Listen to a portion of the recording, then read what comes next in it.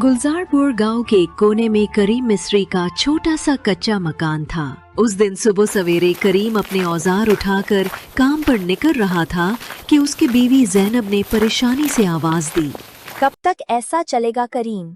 हर रोज उम्मीद लेकर निकलते हो और शाम को खाली हाथ आते हो। क्या तुम्हें नजर नहीं आता कि सबसे बुरी हालत हमारी है? क्या करूं ज़ैनब, किस्मत ही खराब हो तो इंसान क्या करे। जब भी हालात बेहतर होते लगते हैं कोई नई मुसीबत आ जाती है। मेरे दिल में कई दिनों से अच्छा खाने की ख्वाहिश है। हमारे घर में कभी पकवान क्यों नहीं बनते? फिक्र ना करो बेटा, एक दिन आएगा जब तुम जो कहोगे वो ही खाना बनेगा। लेकिन अब्बू, जब हमसाई ताई अम्मा के घर से खुशबू आती है ना, दिल चाहता है दौड़कर चला जाऊं। एक बार गया भी था, उन्होंने देखते ही खाना छुपा लिया और कहा चल यहाँ से। ज़ैनब की आंखों में आंसू आ गए। करीम खामोशी से निकल पड़ा। दुकान पर जाकर उसने जब भट्टी जलाई तो उसके हाथ कपकपा रहे थे।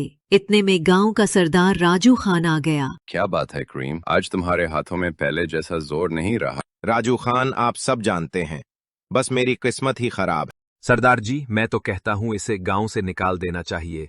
इसकी नहूसत सारे गांव को तबाह कर देगी। दोनों हंस कर चले गए। करीम वहीं बैठा रहा, आसमान की तरफ देखता रहा। या अल्लाह, मैंने किसी का बुरा नहीं किया, फिर ये सब मेरे साथ क्यों हो रहा है?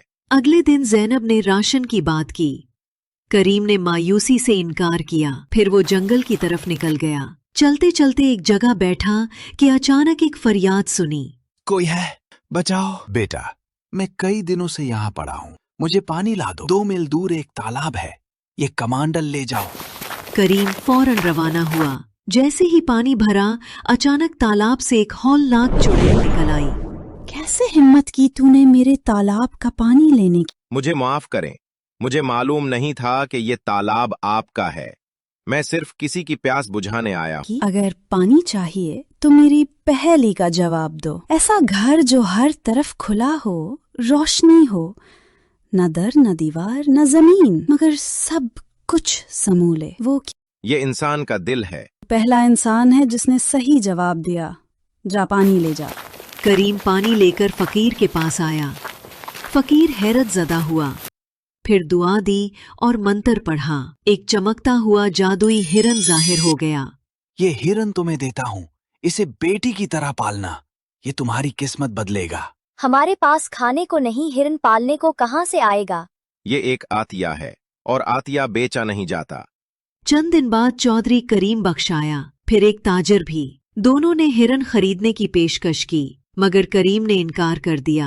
आखिर कब तक ऐसे चलेगा? कुछ तो कमा लो। ये हिरन मेरी बेटी जैसा है, कोई अपनी बेटी बेचता है क्या? दूसरी तरफ नूरपुर रियासत की शहजादी होरीन बीमार थी। राजगुरु ने बताया, इसका इलाज सिर्फ एक नीले फूल से मुमकिन है, जो एक जादुई हिरन और सच्चे गरीब के आंसुओं से बनता है। तो फिर उस हिरन को फौरन ढूंढो। बादशाह, वजीर और सिपाही गुलजारपुर पहुंचे। करीम, हिरन दे दो, चाहो तो आधी रियासत ले लो।